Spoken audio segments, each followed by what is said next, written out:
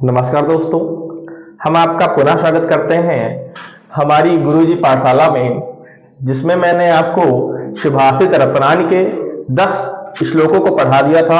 उसी के संबंध में आज मैं इन श्लोकों को पूरा करने के लिए आया हूं। बस आप हमारे चैनल को लगातार शेयर और सब्सक्राइब करते रहिए, ताकि हमारे आने वाले जो वीडियो हैं वो आपको टाइम से मिलते रहें और आप हमारे वीडियो से लाभान्वित होते रहें, है ना। तो मैंने आपको पढ़ाया था श्लोक नंबर 10 तक। श्लोक नंबर 11 तो मैंने आपको पढ़ा दिया था। आज आपको श्लोक नंबर 12 से पढ़ाना है। चलिए देखते हैं जरा। लिखा हुआ है, कामान दुग्धे विप्रकर्षत अलक्ष्मी। ये लिखा हुआ है विप्रकर्षत्य अलक्ष्मी कीर्ति सुते दुष्कृतम या हीनस्ति शुद्धाम शांताम मातरम मंगलानाम धेनुधीरा शुनरतः वाचमाम। इसका मतलब निकालते हैं, देखिए जरा।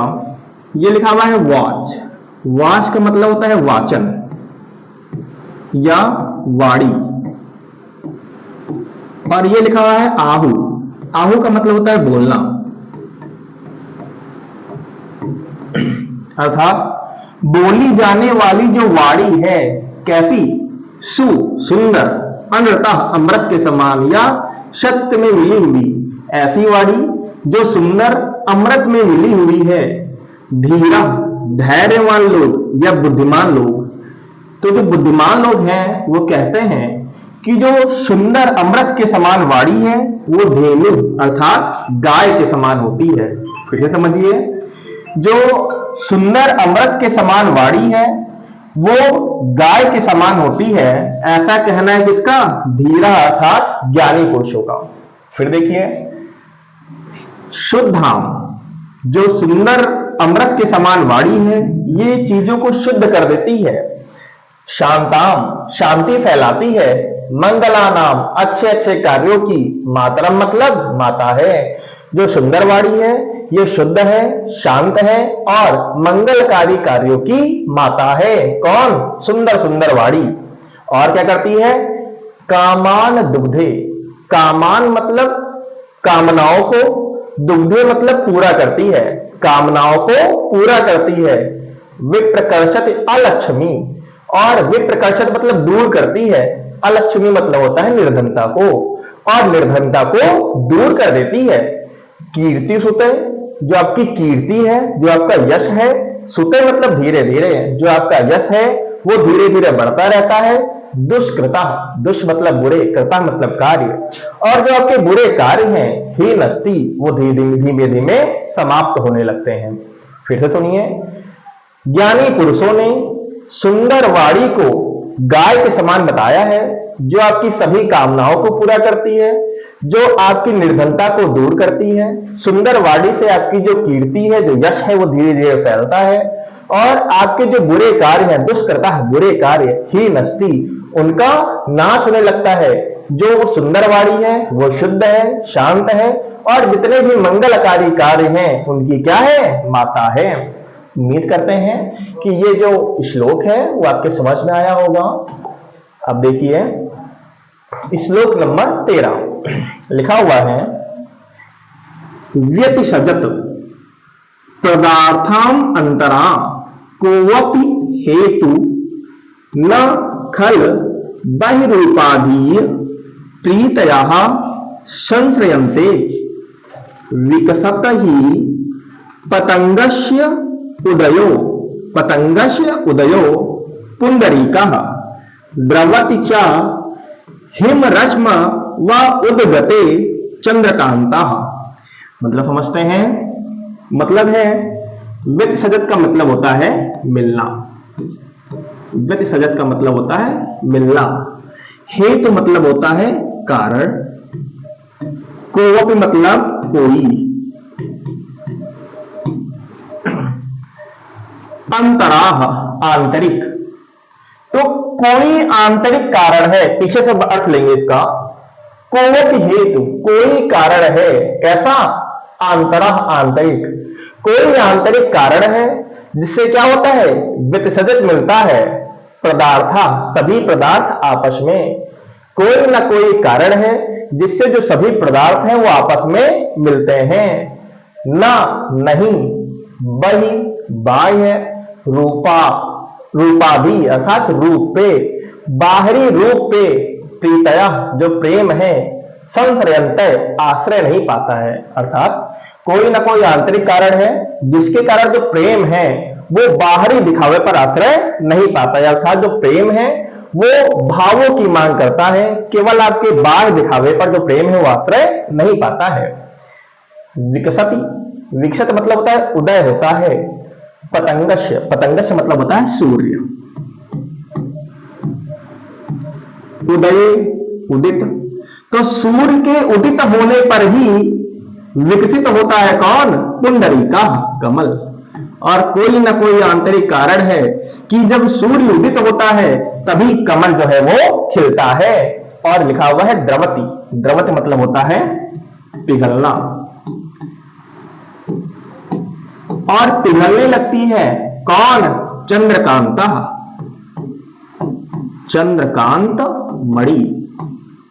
और जो चंद्रकांत मणि है वो पिघलने लगती है कब, हिम रश्म उद्गते। हिम रश्म मतलब होता है, हिम मतलब होता है ठंडा, रश्म मतलब होता है किरणें। ठंडी किरणों वाला कौन, देखिए गर्म किरणों वाला सूर्य और ठंडी किरणों वाला चंद्रमा। उद्गते मतलब उदित होने पर, और चंद्रमा के उदित होने पर जो चंद्रकांत मणि है वो पिघलने लगती है। अर्थात इसका भी कोई ना कोई आंतरिक कारण है। एक बार फिर से देख लेते हैं। कोई ना कोई आंतरिक कारण है जिससे जो जितने भी पदार्थ हैं वो आपस में मिल जाते हैं, और जो प्रेम है वो बाहरी रूप पर आश्रय नहीं पाता है। और कोई ना कोई आंतरिक कारण है जिसकी वजह से सूर्य के उदित होने पर जो कमल है वो खिलता है। और कोई ना कोई आंतरिक कारण है कि जब हिम रश्म अर्थात ठंडी किरणों वाला चंद्रमा जब निकलता है तो जो चंद्रकांत मणि है वो पिघलने लगती है ना। उम्मीद करते हैं कि ये भी आपके समझ में आया होगा। आप हमारा धीमे धीमे सहयोग करते रहिए, हमारे गुरुजी चैनल को लगातार शेयर सब्सक्राइब करिए। ये जो क्लास है इसमें आपके नंबर पक्के हैं, क्योंकि एक ना एक श्लोक आता है जिसको आपको संदर्भ सहित व्याख्या करनी पड़ती है। तो जो गुरुजी पाठशाला है वो लगातार आपके हित में काम कर रही है। जो भी बच्चे कक्षा 12 के, कक्षा 10 के हैं उनको लगातार आप हमारे बारे में बताते रहिए ताकि वो भी हमारे वीडियो से लाभ प्राप्त करते रहें।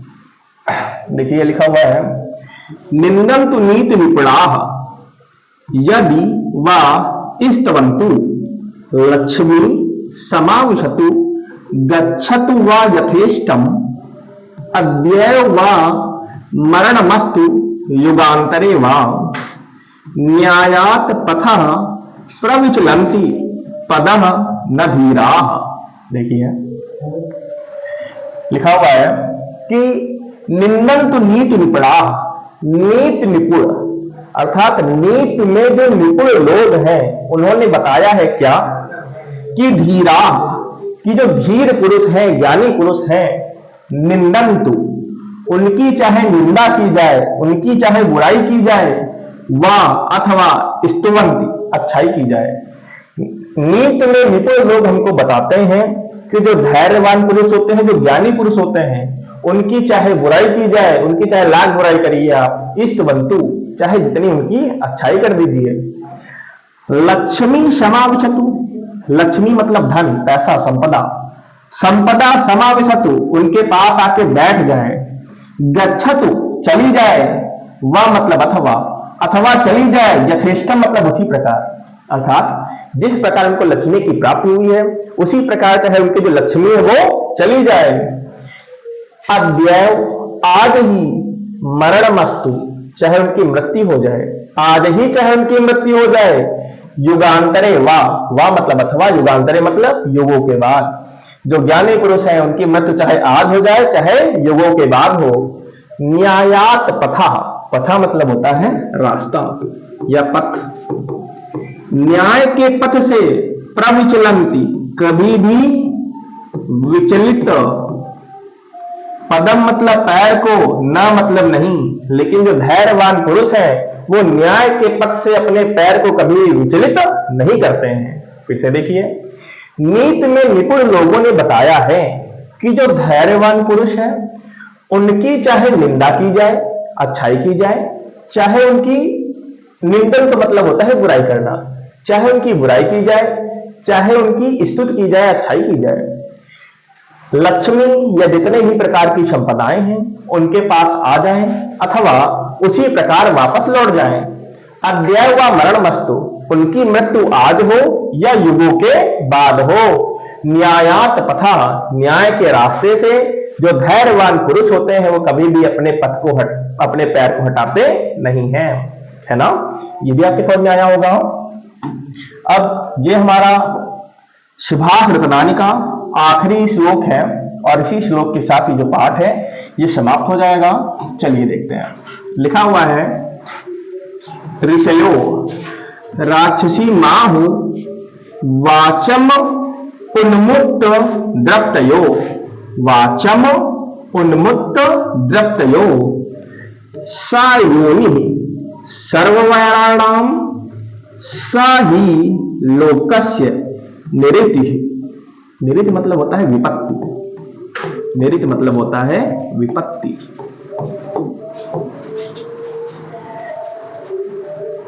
ऋषियों अर्थात ऋषियों ने राक्षसी माहु, अभी बताया था आऊ, आऊ का मतलब होता है कहा है। ऋषियों ने कहा है, राक्षसी मतलब राक्षसी, ऋषियों ने राक्षसी वाणी कहा है। किसको? वाचम, जिसके बोलने में उन्मुक्त अर्थात मतवालापन, मतवालापन, और द्रप्त मतलब होता है अहंकार, द्रप्त मतलब अहंकार या घमंड। तो देखिए ऋषियों ने क्या बताया है, ऋषियों ने बताया है कि ऐसी वाणी जिसको बोलने में या जिसके वाचन में मतवालापन या द्रप्त दिखाई पड़ता है अर्थात अहंकार दिखाई पड़ता है, वो राक्षसी माहु, राक्षसों की वाणी है। सा योनि, सा मतलब वही, कौन? जो अहंकार से बोली गई वाणी है। योनि मतलब जन्मदाता है, यही वाणी जन्मदाता है किसकी? सर्व, सभी, वैराणाम, शत्रुता की। तो यही सभी तरह की शत्रुता की और विपत्ति की, लोकस्य मतलब इस लोक में, विश्व में क्या है? जन्मदाता है। यही जो वाणी है ये इस संसार में सभी विपत्तियों की और सभी तरह के शत्रुओं की जन्मदाता है। अर्थात अगर आप लोगों से घमंड में, मतवालेपन से बोलेंगे तो इस संसार में आपके जो शत्रु हैं वो लगातार बढ़ते चले जाएंगे और आपके ऊपर जो विपत्ति है वो लगातार आती चली जाएगी। तो ये हमारा सुभाष रतनानी पाठ का आखिरी जो श्लोक था वो भी मैंने आपको व्याख्यात कर दिया है और इसमें आपका एक संदर्भ भी आता है। तो संदर्भ में आपको लिखना है कि प्रस्तुत श्लोक हमारी पाठ्य पुस्तक संस्कृत दिग्दर्शिका के सुभाष रतनानी नामक पाठ से लिया गया है या उद्धत है ना। तो उम्मीद करते हैं कि जो भी हम आपको बता रहे हैं वो लगातार आपके समझ में आ रहा होगा। आप हमारे गुरुजी पाठशाला को लगातार सब्सक्राइब करते रहिए और हमको लगातार सपोर्ट करते रहिए ताकि हमको लगातार मोटिवेशन मिलती रहे। धन्यवाद।